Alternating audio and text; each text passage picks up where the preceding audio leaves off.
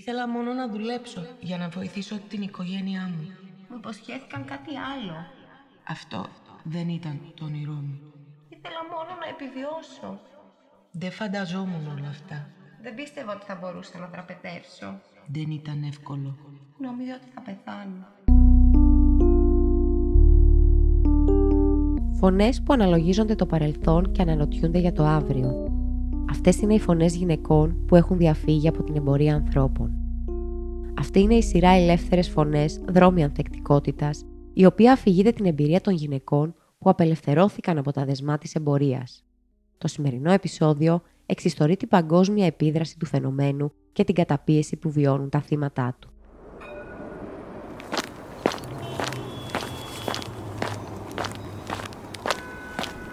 Μια γυναίκα περπατά στο δρόμο, αγνοώντας τα επίμονα βλέμματα των ανθρώπων που την παρακολουθούν.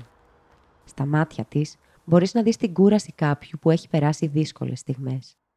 Κατευθύνεται στο αστυνομικό τμήμα. Το όνομά της είναι Άννα, ανήπαντρη μητέρα και έχει μόνο έναν στόχο, να κάνει αίτηση για άσυλο. Η Άννα είναι μία από τις λίγες γυναίκες που κατάφεραν να ξεφύγουν από την εμπορία ανθρώπων. Η εμπορία ανθρώπων τι είναι? Δεν πρέπει να συγχέεται με τη λαθρέα διακίνηση μεταναστών. Αφορά τη στρατολόγηση, μεταφορά, μετακίνηση, φιλοξενία ή αποδοχή προσώπων μέσω απειλών, βίας, απαγωγής, απάτης, εξαπάτησης ή κατάχρησης εξουσίας για σκοπούς εκμετάλλευσης. Είναι κάτι παραπάνω από παράνομο εμπόριο. Είναι παραβίαση των ανθρώπινων δικαιωμάτων που περιλαμβάνει καταναγκαστική εργασία, σεξουαλική εκμετάλλευση, εμπόριο οργάνων, επετεία. Πρόκειται για πραγματική μορφή βίας που αντιβαίνει κάθε δικαίωμα για ελεύθερη ανάπτυξη της προσωπικότητας και την προστασία της υγείας και της ζωής. Σύμφωνα με εκτιμήσεις του ΟΗΕ, υπάρχουν πάνω από 40 εκατομμύρια θύματα εμπορίας ανθρώπων παγκοσμίως. Τα ετήσια κέρδη των διακινητών ξεπερνούν τα $35 δισεκατομμύρια και το 2020 εντοπίστηκαν 534 διαφορετικές παγκόσμιες ροές που συνδέονται με αυτή την αγορά βίας και καταπίεσης. Ποια είναι τα θύματά της?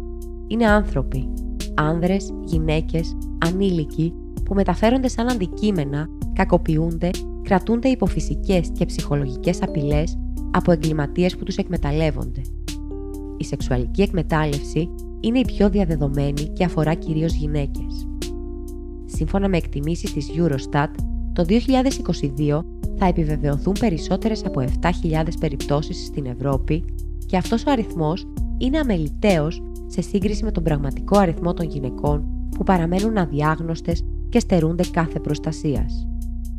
Αυτές οι γυναίκες ελέγχονται, διαχειρίζονται και εκμεταλλεύονται από εγκληματικές οργανώσεις που λειτουργούν στη σκιά, δημιουργώντας ένα κλίμα φόβου που τους εμποδίζει να ζητήσουν βοήθεια. Στην Ιταλία, το 2022, 1.224 γυναίκες ωφελήθηκαν από το πρόγραμμα ανόρθωσης, βοήθειας και ένταξης. Πολλές προέρχονται από την Νιγηρία, άλλες από το Πακιστάν, το Μαρόκο, τη Βραζιλία, την ακτή Ελεφαντοστού, την Γκάμπια, τη Ρουμανία ή την Κίνα. Έχετε παρατηρήσει κάτι ιδιαίτερο σε αυτά τα στοιχεία? Οι περισσότερες χώρες στις οποίες στρατολογούνται γυναίκες χαρακτηρίζονται από έντονες κοινωνικές και οικονομικές ανισότητες. Η έλλειψη προοπτικών και η εξάπλωση κοινωνικών συγκρούσεων και εμφυλίων πολέμων στις χώρες καταγωγής ευνοούν αυτό το φαινόμενο. Υπό αυτές τις συνθήκες, είναι πιο εύκολο για τους διακινητές να στρατολογούν τα θύματά τους μέσω χειραγώγησης ή, σε ορισμένες περιπτώσεις, με τη χρήση τελετών και πνευματικών πεποιθήσεων που υποβάλλουν τις γυναίκες σε όρκους υπακοής που τις αλυσοδένουν για μία ζωή. Γυναίκες όπως η Άννα παρασύρονται από ψεύτικες υποσχέσεις. Οι διακινητές συνήθως προσφέρουν ελκυστικές θέσεις εργασίας και ένα καλύτερο μέλλον.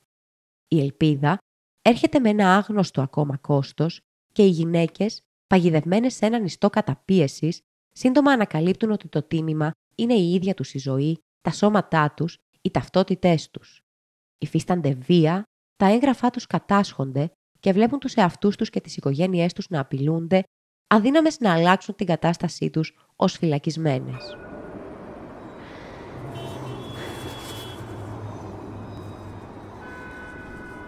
Μπροστά από την πύλη του αστυνομικού τμήματος, η Άννα σταματά για μια στιγμή Κοιτάζει γύρω της. Το παρελθόν της την καταδιώκει σαν σκιά και προβάλλεται στο παρόν της στους ανθρώπους που την κρίνουν επιφανειακά, χωρίς καμία προσοχή στην ιστορία της και τις δυσκολίες που κατάφερε να ξεπεράσει με κόπο με την πάροδο του χρόνου. Η Άννα είναι κουρασμένη, αλλά είναι δυνατή και έχει περάσει πολλά. Αυτή η πύλη σίγουρα δεν θα την κάνει να τα παρατήσει. Παίρνει μια βαθιά ανάσα και μπαίνει μέσα. Ακούσατε το podcast «Ελεύθερες φωνές, δρόμοι ανθεκτικότητας», επεισόδιο 1. Κατανόηση της εμπορίας ανθρώπων. Στο επόμενο επεισόδιο θα ανακαλύψουμε την ιστορία της Άννα και η μαρτυρία της θα ρίξει φως στο ταξίδι πολλών γυναικών που όπως εκείνη κατάφεραν να ξεφύγουν από την εμπορία ανθρώπων.